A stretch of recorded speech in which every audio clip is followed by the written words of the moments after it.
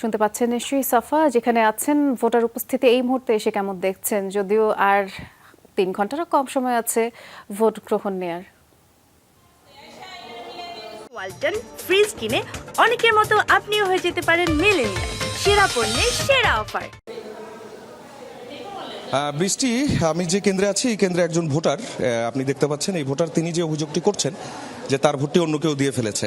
আপনি আসার পরে কি আপনার ভোট হয়ে গেছে দেখেছেন? হ্যাঁ, আমি এসে পরে দেখছি ভোট হয়ে গেছে, ভোট হয় আমি দিতে পারিনি। আচ্ছা, এই ভোটটা কে দিল?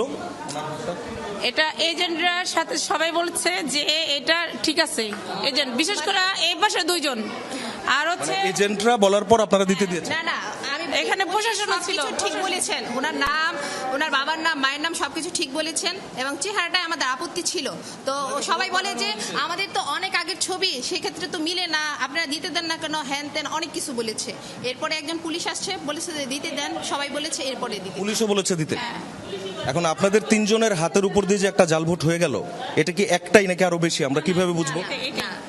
এটাই মানে এটার বেলায় আপনাদের আপত্তি ছিল? হ্যাঁ হ্যাঁ, এটার বেলা আমার আপত্তি ছিল। আমরা এমনকি আমাদের বিরুদ্ধে বলা হয়েছে আপনারা এত কিছু চেক করছেন কেন। আপনাদের তো এরপরে বিষয়টা প্রিজাইডিং অফিসারকে জানানোর কথা।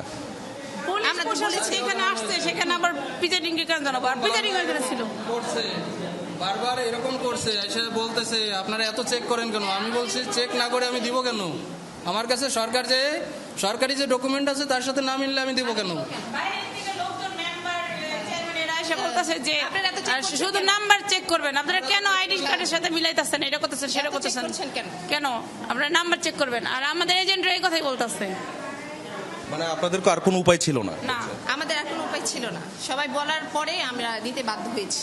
আমাদের আপত্তি থাকার পরেও নাকি ফেরত পাঠানো হয়েছে, তারপরে আবার আসছে হ্যাঁ, পুলিশ প্রশাসন। আচ্ছা, এই যে আপনি তো সব শুনলেন, এখন কি বলবেন বলেন তো আপনার ভোটটা নিয়ে? হ্যাঁ, কি বলবো, ভোট যেহেতু দিয়ে দিছে আমার কিছু করার নেই, ঠিক আছে। এখন যে ভোটটা দিছে তার তো শাস্তির দরকার, কে লেগে আমার ভোট আমি দিব, অন্য তো কেউ দিতে পারবো না। বেশি আপনি শুনছিলেন বাস্তবতাটা, যে কেন্দ্রটিতে আছি, এছাড়াও বিভিন্ন কেন্দ্রে কিন্তু খুব স্ট্রিক্ট দেখা গেছে আইন শৃঙ্খলা রক্ষাকারী বাহিনীকে, কিন্তু এখানকার অবস্থা তো আপনি নিজেই দেখলেন।